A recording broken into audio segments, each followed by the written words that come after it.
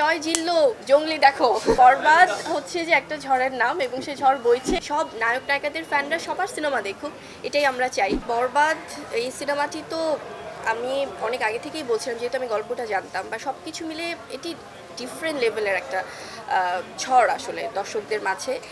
আর সাকিবিয়ান্স যারা আছেন, যারা আমাদের প্রিয় নায়ক শাকিব খানের যারা ভক্তকুল, এত বড় একটা ফ্যান বেস, তারা কিন্তু শুরু থেকেই ভীষণ পজিটিভ। তারা জঙ্গলিকে যেভাবে আপন করে নিয়েছে এবং এটাই তো আসলে হওয়া উচিত।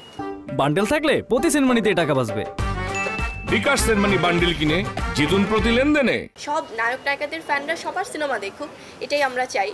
আর যারা বুবলি ফ্যান্স বা সিয়াম ফ্যান্স বা যারা জঙ্গলির ভক্ত, তারা আবার বরবাদ দেখছে, বা যারা নিশু ভাইয়ের ফ্যানরা আছেন, দাগির যারা ফ্যান, তারা আবার অন্য সিনেমাগুলো দেখছে। সো আমার মনে হয় মিলেমিশে এটাই আসলে একটা ইন্ডাস্ট্রিতে হওয়া উচিত এবং হচ্ছেও তাই। অবশ্যই আমি তো সবার আগে বলবো যে জয় জিল্লো জঙ্গলি দেখো, কারণ আমি শুরু থেকে বলেছি বরবাদ হচ্ছে যে একটা ঝড়ের নাম এবং সে ঝড় বইছে আরও অনেক দিন যাবে।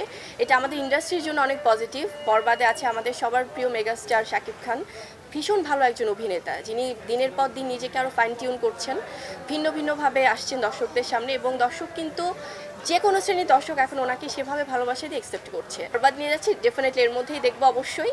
আর বরবাদের গল্পটা আমি তো জানি যে খুবই ভালো হয়েছে এবং এটা যেহেতু বিগ বাজেটের সিনেমা এবং এটা আমাদের সাপোর্ট করা সবার উচিত, দর্শকদের হোক বা আমাদের ইন্ডাস্ট্রির হোক।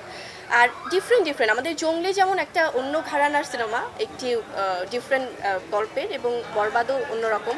সো আমার মনে হয় যে সব কিছু মিলেমিশে একাকার। এটা আমাদের বাংলা চলচ্চিত্রের জন্য খুব ভালো যে সিনেমাগুলো দর্শক ভালো। তো আসলে অনেক ছোট, সো সেখান থেকে মানে আছে না, অবশ্যই ওকে নিয়ে তো প্ল্যানিং আছেই শেহজাদকে নিয়ে, বাট এখন ছোট ছোট করে বলে তার আবদার হচ্ছে থিয়েটার বাসায় নিয়ে আসার, খুব একটু মুড টুড নিয়ে বলছে যে বাসায় নিয়ে আসো থিয়েটার। সো দেখা যাক, ইনশাল্লাহ এর মধ্যে তো অবশ্যই প্ল্যানিং আছে।